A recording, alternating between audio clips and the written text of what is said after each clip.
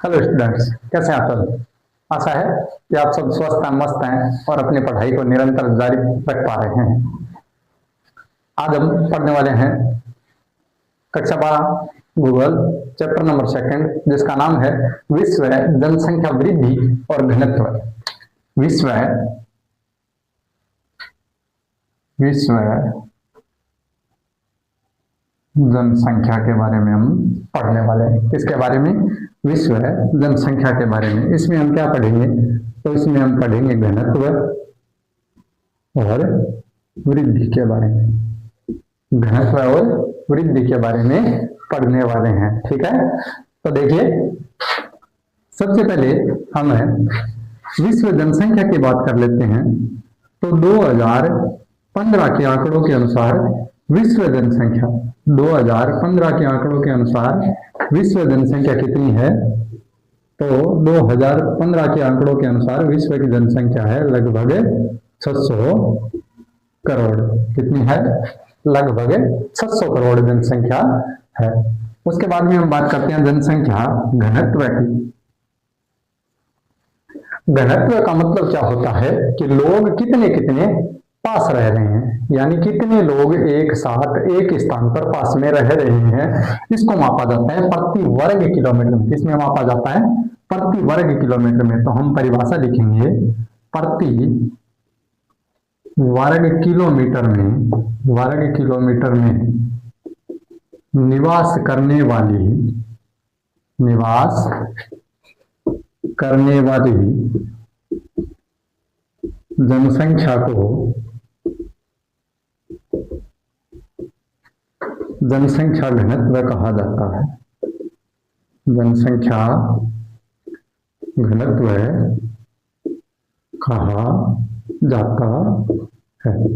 प्रति वर्ग किलोमीटर में निवास करने वाली जनसंख्या को क्या कहा जाता है? जनसंख्या घनत्व। अब अगर आपसे पूछ लिया जाए कि जनसंख्या घनत्व को किसमें मापा जाता है, तो प्रति वर्ग किलोमीटर में निवास करने वाले लोगों की संख्या के अनुपात में इसको मापा जाता है। अब इसकी एक परिभाषा और बनती है कि जनसंख्या तथा भूमि का अनुपात, जनसंख्या तथा भूमि का अनुपात क्या कहलाता है? जनसंख्या तथा भूमि का अनुपात है जनसंख्या घनत्व कहलाता है। क्या कहलाता है? जनसंख्या घनत्व कहलाता है। अब कई बार पेपर में जनसंख्या घनत्व का सूत्र पूछा जाता है कि जनसंख्या घनत्व का सूत्र लिखिए। जनसंख्या घनत्व का सूत्र क्या होता है? तो जनसंख्या घनत्व बराबर होता है जनसंख्या बटा क्षेत्रफल। क्या होता है? जनसंख्या बटा क्षेत्रफल। यह होता है जनसंख्या घनत्व का सूत्र। तो ये कई बार एग्जाम में पूछा जा चुका है। ज्यादातर एग्जाम में परिभाषा इसकी ये आती है खालिस्तान में कि जनसंख्या तथा भूमि का अनुपात खालिस्तान कहलाता है। तो जनसंख्या तथा भूमि का अनुपात जनसंख्या घनत्व कहलाता है, ठीक है। आई बात समझ में।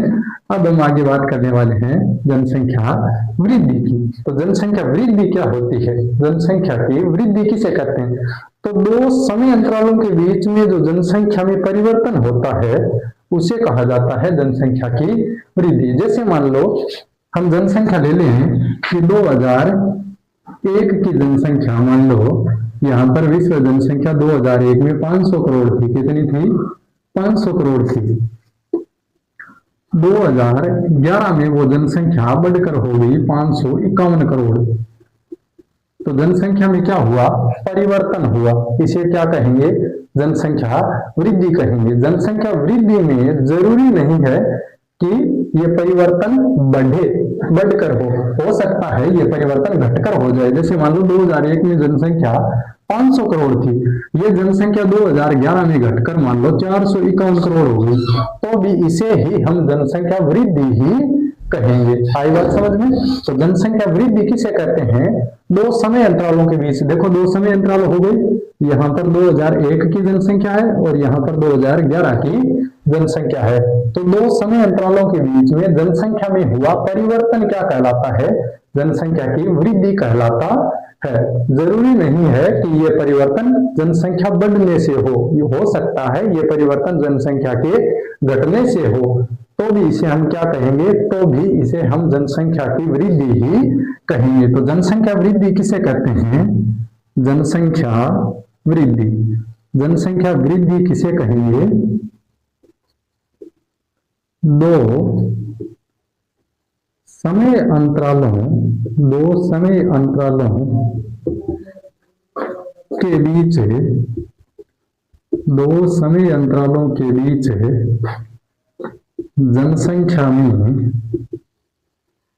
जनसंख्या में होने वाला परिवर्तन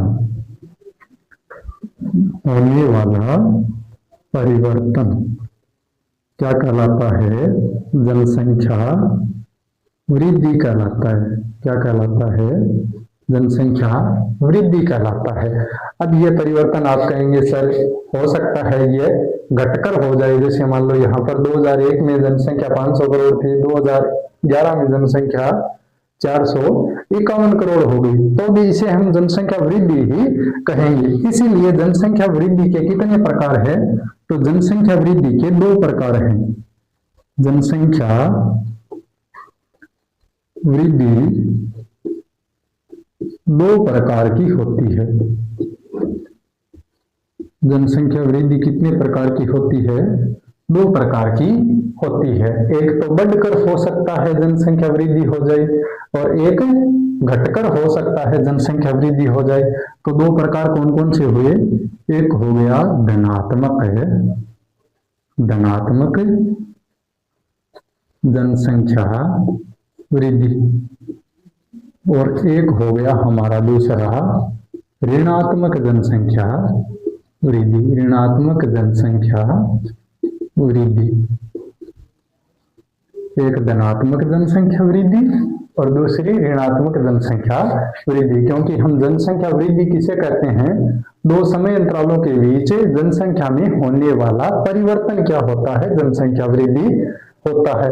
अब वो परिवर्तन हो सकता है धनात्मक हो सकता है वो परिवर्तन ऋणात्मक हो, तो उसे हम क्या कहेंगे, जनसंख्या वृद्धि ही कहेंगे। तो ये जनसंख्या वृद्धि के हो गए दो प्रकार। अब हम इन दोनों प्रकारों की परिभाषा जानेंगे। जनसंख्या अगर धनात्मक हो तो हम उसे क्या कहेंगे, धनात्मक जनसंख्या वृद्धि। यानी हम लिखेंगे दो समय अंतरालों के बीच है, दो समय अंतरालों के बीच जनसंख्या का बढ़ना,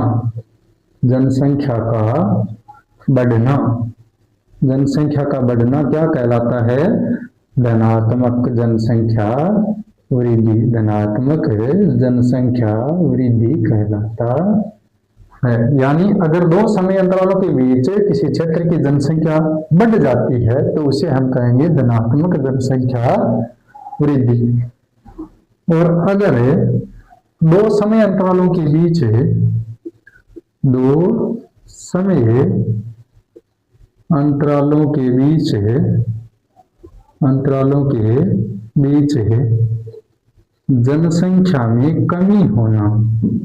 जनसंख्या में कमी होना क्या कहलाता है, तो वो कहलाता है ऋणात्मक जनसंख्या वृद्धि। अब हमने एक चीज पढ़ी थी कि जनसंख्या क्या हो, परिवर्तन हो। तो ये परिवर्तन जनसंख्या में होता क्यों है और कैसे होता है। तो जनसंख्या में परिवर्तन देखो तीन तरीके से हो सकता है। जनसंख्या में परिवर्तन कितने तरीके से हो सकता है, तीन तरीके से। तो वहां पर आपसे प्रश्न पूछा जाएगा कि जनसंख्या परिवर्तन के घटक कौन कौन से हैं, यानी जनसंख्या परिवर्तन किन कारणों से होता है। तो जनसंख्या में परिवर्तन तीन कारणों से होता है। एक तो जन्म से हो सकता है, दूसरा मृत्यु से हो सकता है, और तीसरा हो सकता है प्रवास से। यानी अगर जन्म दर ज्यादा हुई तो जनसंख्या बढ़ जाएगी, मृत्यु दर ज्यादा रही तो जनसंख्या घट जाएगी, या फिर प्रवास के कारण भी जनसंख्या क्या होती है, परिवर्तित होती है। यानी लोग अगर ज्यादा आ गए तो जनसंख्या बढ़ जाएगी, लोग अगर ज्यादा बाहर चले गए तो जनसंख्या में क्या हो जाएगी, कमी हो जाएगी। तो हम जनसंख्या परिवर्तन के क्या पढ़ेंगे, घटक। तो यहां देखिए जनसंख्या परिवर्तन के घटक, जनसंख्या परिवर्तन के, जनसंख्या परिवर्तन के घटक कौन कौन से घटक हैं। तो जनसंख्या परिवर्तन के घटकों में हम पहले घटक की बात करते हैं जन्म, या फिर आप इसको लिख देना जन्म दर। दूसरा घटक हम लिख देंगे मृत्यु दर, मृत्यु दर। और तीसरा घटक क्या होता है इसका, तो तीसरा घटक होता है प्रवास। किसके घटक हैं ये, तो इन तीनों के कारण जनसंख्या में क्या होता है, इन तीनों के ही कारण जनसंख्या में परिवर्तन होता है। क्या होता है, परिवर्तन होता है। यानी या तो जनसंख्या इनसे बढ़ती है या फिर जनसंख्या इनसे घटती है। तो ये जनसंख्या परिवर्तन के क्या हुए, घटक। अब बेटा ज्यादातर स्टूडेंट्स है वो लाइक नहीं कर रहे हैं, कमेंट नहीं कर रहे हैं और हमारे चैनल को अभी तक सब्सक्राइब नहीं किया है। तो लाइक के बता दो बेटा, पैसे नहीं लगते हैं, ठीक है। तो लाइक कीजिए और दबा कर लाइक कीजिए, कमेंट खूब कीजिए और ज्यादा से ज्यादा वीडियो को शेयर कीजिए। सब जगह हमारा ही चैनल दिखाई देना चाहिए, ठीक है ना। तो सब्सक्राइब कर लीजिए, बटन दबा दीजिए, उसके पास बेल आइकन मिलेगी वो दबा दीजिए, ऑल पर क्लिक कर दीजिए ताकि हमारे वीडियो की नोटिफिकेशन आपको जल्दी से जल्दी मिलती रहे, ठीक है। तो हमने बात की थी जनसंख्या परिवर्तन के घटकों की। किनकी बात की थी, जनसंख्या परिवर्तन के घटकों की। कौन कौन से घटक है जनसंख्या परिवर्तन के, तो एक है जन्म, दूसरा है मृत्यु और तीसरा है प्रवास। इन दोनों घटकों से आप परिचित है और इनकी परिभाषा नहीं पूछी जाती है कि मृत्यु क्या है, जन्म क्या है, इनकी परिभाषा नहीं पूछी जाती है। परिभाषा पूछी जाती है प्रवास की, कि प्रवास क्या होता है। और इस नाम से आप वैसे तो भली भांति परिचित है कि प्रवास होता क्या है, प्रवास किसे कहते हैं। तो देखो प्रवास क्या होता है, प्रवास, प्रवास किसे कहते हैं, क्या होता है प्रवास। यानी व्यक्ति का एक स्थान को छोड़कर किसी दूसरे स्थान पर जाकर बसना ही क्या होता है, प्रवास होता है। जैसे हमारे कुछ भाई है वो दूसरे प्रदेशों में जाकर वहां पर मजदूरी करते हैं, तो वो क्या है, वो वहां पर प्रवासी है। क्या है, प्रवासी है। तो प्रवास किसे कहते हैं, मानव का एक स्थान से दूसरे स्थान पर जाकर बसना, ठीक है। या फिर हम कहें मानव का एक स्थान से, मानव का एक स्थान से दूसरे स्थान पर स्थानांतरित होना, स्थानांतरित होना क्या कहलाता है, स्थानांतरित होना प्रवास कहलाता है। मानव का एक स्थान से दूसरे स्थान पर स्थानांतरित होना ही क्या है, यही प्रवास है। जैसे हमारे कुछ भाई है वो यहाँ से मान लो मुंबई काम करने के लिए गए, तो वो वहां पर काम करते हैं, वो वहां पर क्या है, वो वहां पर प्रवासी है। क्या है, प्रवासी है। तो यही प्रवास है। यानी एक स्थान को छोड़कर जब हम दूसरे स्थान पर जाते हैं यानी स्थानांतरित होते हैं, तो उसी को क्या कहा जाता है, उसे ही प्रवास कहा जाता है। तो देखिए बेटा प्रवास, देखो यहां से कोई छोड़कर गया तो वो भी प्रवास है, वहां जाकर वो रह रहा है वो भी क्या है, वो भी प्रवास है। तो प्रवास कितने प्रकार का हुआ, प्रवास 2 प्रकार का होता है। प्रवास 2 प्रकार का होता है। प्रवास कितने प्रकार का होता है, 2 प्रकार का होता है। प्रवास 2 प्रकार का होता है। अब प्रवास के 2 प्रकार कौन कौन से हैं, तो नंबर 1 अप्रवास, अप्रवास या हम कहेंगे अप्रवासी, और नंबर 2 उत्प्रवासी, उत्प्रवासी। अप्रवासी उत्प्रवासी क्या है, अप्रवासी और उत्प्रवासी। तो देखिए मान लो आज यहां से एक व्यक्ति छोड़कर यहां रहने लग गया, यहां रहने लग गया। तो इस स्थान को उसने क्या किया, इस स्थान को उसने छोड़ा, क्या किया, छोड़ा और वो यहाँ पर क्या कर रहा है, रहने लग गया है। ठीक है, तो जिस स्थान को उसने छोड़ा है वो तो है उत्प्रवास। क्या है? उत्प्रवास। और आप्रवास कौन सा है? आ मेरे पास आ, तो ये क्या है? ये आप्रवास है। यहां से चला जा, निकल जा, गेट आउट, तो ये क्या है? यह है उत्प्रवास। आई समझ में? तो आप्रवासी और उत्प्रवासी की हम परिभाषा लिखेंगे। आप्रवासी क्या है, या फिर हम कहें आप्रवास क्या है। ठीक है, आप्रवास क्या है? व्यक्ति जिस नए स्थान पर जाता है, जिस नए स्थान पर जाता है उसे क्या कहा जाता है? उसे आप्रवास कहा जाता है। यानी व्यक्ति जिस नए स्थान पर जाकर रहने लग गया, यानी इस स्थान को छोड़ा और यहां रहने लग गया, तो ये क्या है? ये आप्रवास है। ठीक है, और जिस स्थान को उसने छोड़ा है वो क्या है? वो उत्प्रवास है। तो यहां उत्प्रवास क्या है? उत्प्रवास व्यक्ति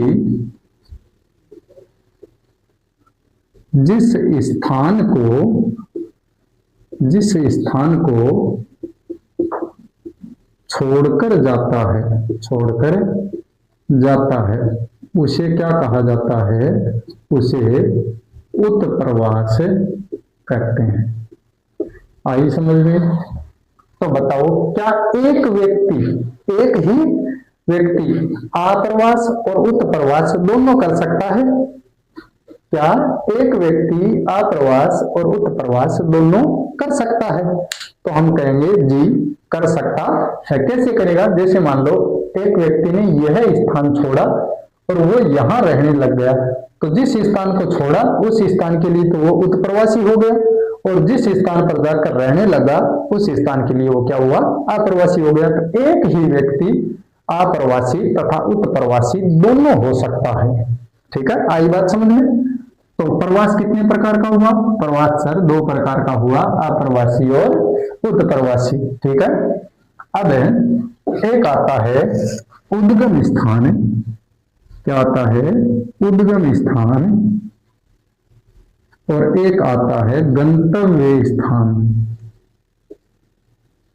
उद्गम और गंतव्य। उद्गम क्या होता है? तो हम पढ़ते हैं ना, फलाना नदी का उद्गम वहां से होता है। उद्गम का मतलब होता है निकलना, यानी जहां से निकला है वो उद्गम है। जहां से निकला है वो क्या है? उद्गम है। यानी व्यक्ति जिस स्थान को छोड़कर जाता है उसे ही क्या कहा जाता है?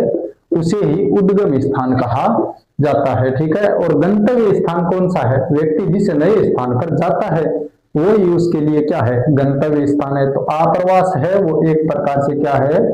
गंतव्य। क्या है? गंतव्य।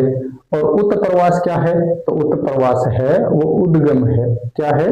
उद्गम है। यानी व्यक्ति जिस स्थान को छोड़कर जाता है उसे क्या कहा जाता है? उसे उद्गम स्थान कहा जाता है। आई बात समझ में इतनी? अब आगे हम पढ़ते हैं कि सर व्यक्ति प्रवास करता ही क्यों है? क्यों करता है व्यक्ति प्रवास? तो प्रवास तो हम सीधे तो कर नहीं सकते। अपनी जन्मभूमि को छोड़ने का किसी को शौक है? नहीं होता है, लेकिन मजबूरियां है वो हमें प्रवास करने के लिए मजबूर करती है। कुछ जिम्मेदारियां होती है जिनकी वजह से क्या करना पड़ता है?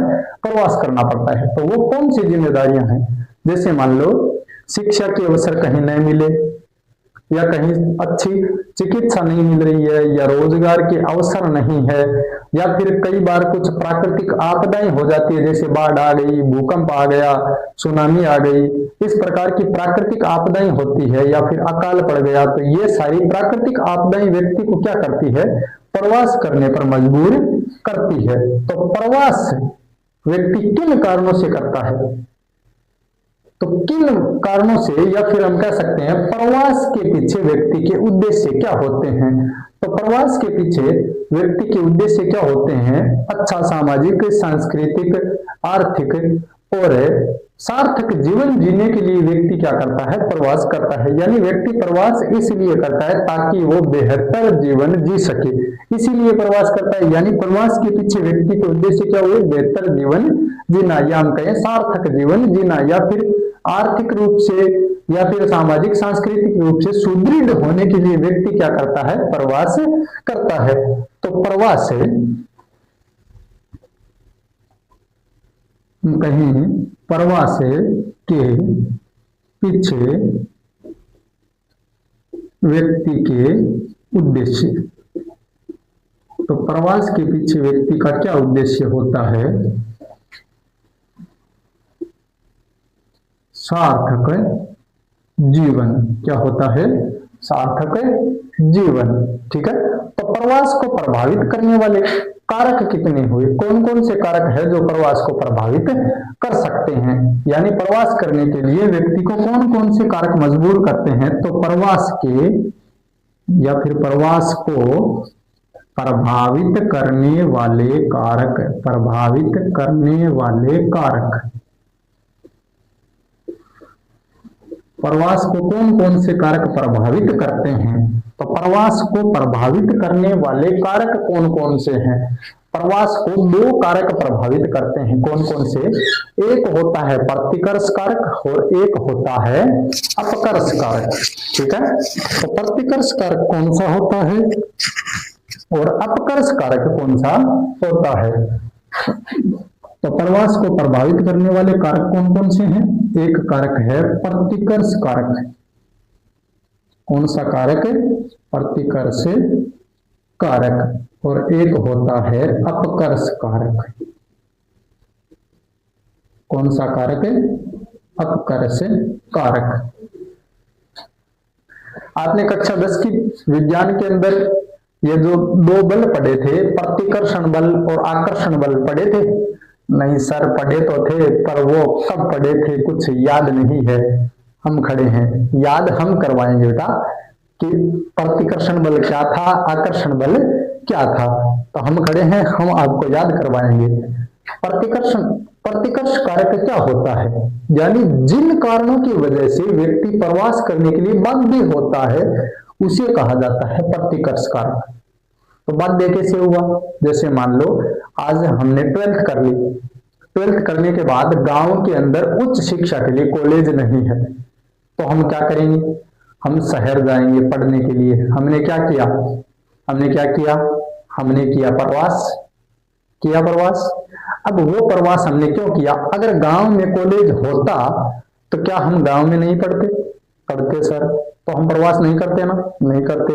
तो हमारे प्रवास का कारण क्या हुआ, उच्च शिक्षा न मिलने के कारण हमने प्रवास किया, तो ये प्रतिकर्ष कारक है।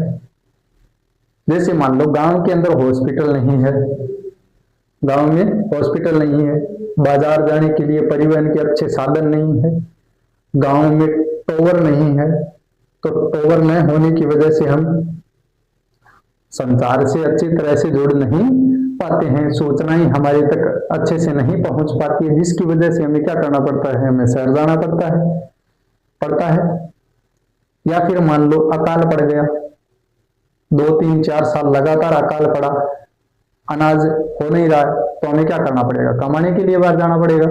तो ये सब क्या है, ये सब कारक हमें बाध्य करते हैं कि आप यहां से छोड़कर किसी दूसरे स्थान पर जाएं। तो ये प्रतिकर्ष कारक है। कौन से कारक हैं, प्रतिकर्ष कारक है। अब इसका उल्टा होता है अपकर्ष कारक। अपकर्ष कारक क्या करता है, तो अपकर्ष कारक जो है वो क्या करता है, वो हमें आकर्षित करता है। क्या करता है, आकर्षित करता है। यानी जब व्यक्ति किसी स्थान की ओर आकर्षित होकर वहां जाकर बस जाता है तो उसे हम क्या कहते हैं, उसे हम कहते हैं अपकर्ष कारक। क्या कहते हैं, अपकर्ष कारक कहते हैं। अपकर्ष कारक कैसे, जैसे मान लो कहीं पर अच्छी शिक्षा मिल रही है, अच्छी चिकित्सा सुविधाएं मिल रही है, या फिर अच्छा समाज का माहौल है, राजनीतिक रूप से वहां पर शांति है, रोजगार के अच्छे अवसर मिल रहे हैं, तो उससे हम क्या कहेंगे, वो क्षेत्र हमें अपनी ओर आकर्षित करता है कि आप मेरे पास आइए, मैं आपको रोजगार दूंगा, आपको अच्छी शिक्षा दूंगा, आपके लिए अच्छी चिकित्सा की व्यवस्था होगी, और आपके लिए यहाँ पर अच्छे रोजगार के अवसर मिलेंगे। तो वो कारक कौन से होते हैं? वो होते हैं अपकर्ष कारक। अब सर इतना ही बताओगे? नहीं, मैं इनकी दोनों की आपको परिभाषाएं लिखाऊंगा, इनके उदाहरण लिखाऊंगा, आप कहीं नहीं अटकेंगे। आप एकदम बिंदास रहिए, सब कुछ मिलेगा आपको। एक भी पर्सन एग्जाम में आपके यहाँ से बाहर जाने वाला ही नहीं है। आप यहां से पढ़ गए मतलब आप ये समझ के चलिए कि आप 100% है। एक भी क्वेश्चन आपका बाहर नहीं जाएगा, टोटल पर्सन यहीं से पढ़ने वाले हैं। तो देखिए बेटा, हम पढ़ने वाले हैं प्रतिकर्ष और अपकर्ष कारक। प्रतिकर्ष और अपकर्ष कारक।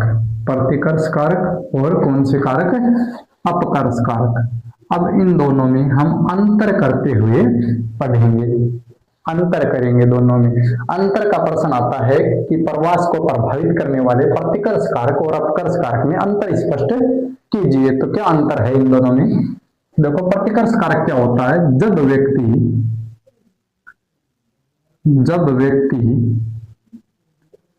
विभिन्न कारणों से किसी स्थान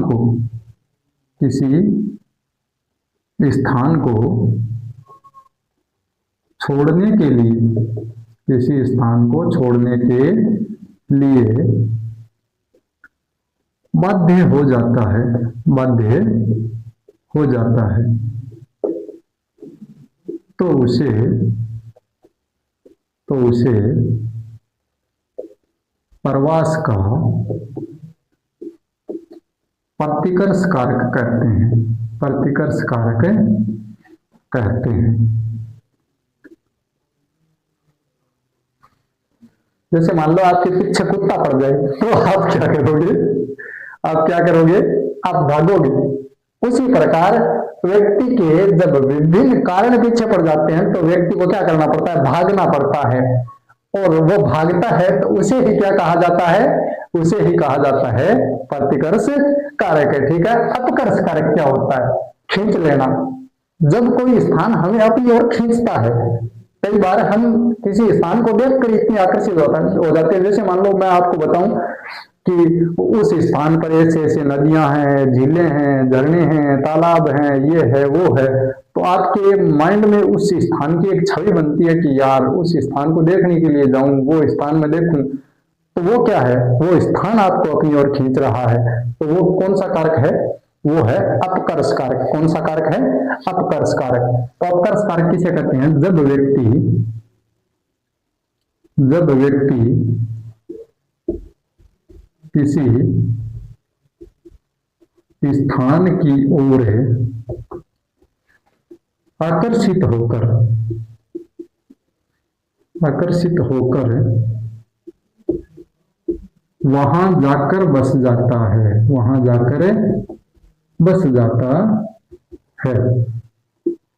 उसे कौन सा कारक कहते हैं? अपकर्ष कारक कहते हैं। अपकर्ष कारक कहते हैं। आई समझ में? जैसे उदाहरणों की बात करें तो इसमें आ जाएगा शिक्षा तथा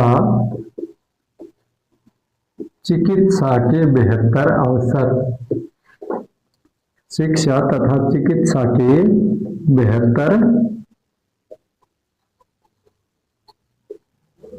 अवसर, या फिर बेहतर शिक्षा तथा चिकित्सा सुविधाएं। इसमें क्या हो जाएगा? इसमें हो जाएगा इसका उल्टा। क्या होगा? शिक्षा तथा चिकित्सा सुविधा का अभाव, या हम कह दें कमी। ठीक है। दूसरा क्या हो जाएगा? दूसरा हो जाएगा इसमें तो सॉरी, ये प्रतिकर्ष कारक था ना, अभाव इसमें आएगा चिकित्सा का अभाव, और इसमें आएगा बेहतर अवसर। बेहतर अवसर। इसमें क्या हो जाएगा, रोजगार के अवसरों में कमी, या हम सीधा लिखेंगे बेरोजगारी। क्या, बेरोजगारी। यहां पर क्या आ जाएगा, रोजगार के बेहतर अवसर, रोजगार के बेहतर अवसर। तीसरा हम लिखें इसमें, तो हम लिख सकते हैं प्राकृतिक